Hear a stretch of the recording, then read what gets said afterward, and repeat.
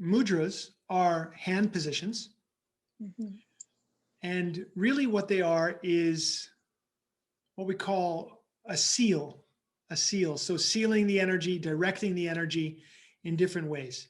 So for example, a mudra like thumb and forefinger together, which we often do. So we refer to that in our yoga tradition as Gyan, Gyan Mudra. Gyan Mudra is, Gyan means wisdom. So this is the mudra, this is the seal of wisdom. The middle finger, the ring finger, the pinky finger, and the thumb all have different meanings, different intentions, different energies. Now, the first thing you have to understand about mudra, or, really about prana being energy, life force, a building block. Prana is like a building block, like of the universe, the building block of the universe. Okay. Prana.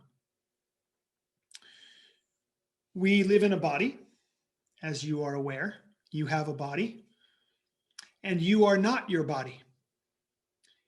You get to inhabit this body. And the reason that we know that, and that you can begin to feel your way into that, is because we can talk about it. This is changing all the time, this body.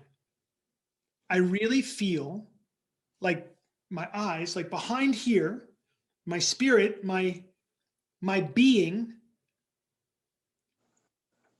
has been aware of this change. Mhm. It really feels like I was just 16 a minute ago. There's a witness, there's a being, there's a consciousness in here. And it is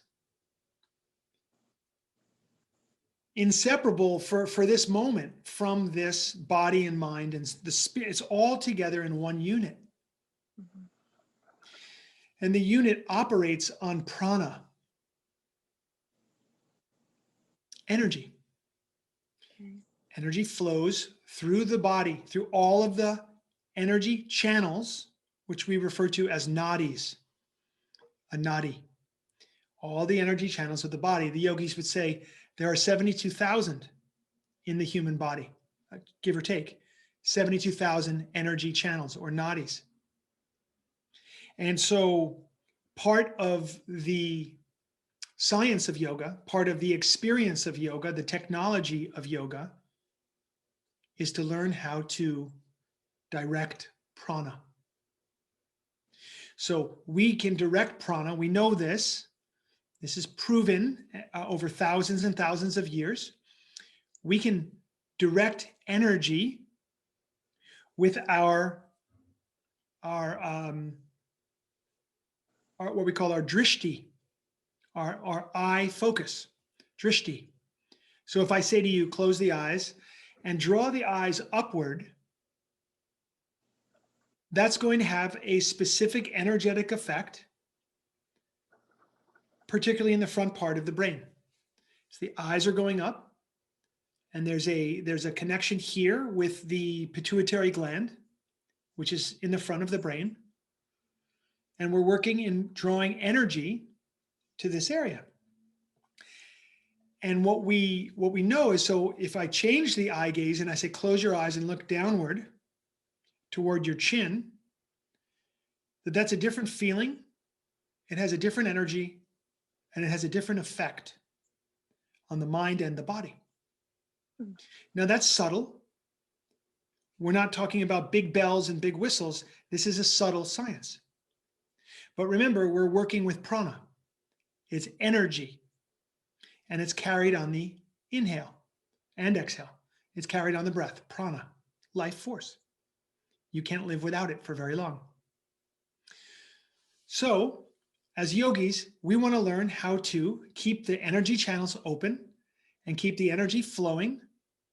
And through certain yogic exercises, we want to direct our attention, our energy, ultimately our prana, to do certain things. There's very much a method. None of it is random. It's something that people have been putting to the test for a long time. And there are countless mudras. But at the end of the day, what we're really talking about in a very subtle way is directing energy to achieve certain things. So we may want to achieve wisdom. We may want to achieve patience. We may want to achieve energy and activation. We may want to achieve better communication. So there's different reasons that we do different things, and it's very subtle. And we're working with prana, and we're learning as yogis to refine and elevate our consciousness, to refine and elevate and build our awareness, and to refine our intellect.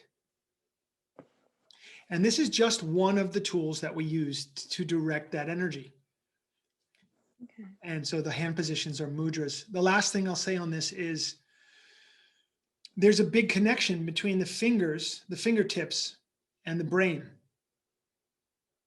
So there's a subtle connection here between fingertip and the brain. How do we know this? Well, the best way I can put it to you is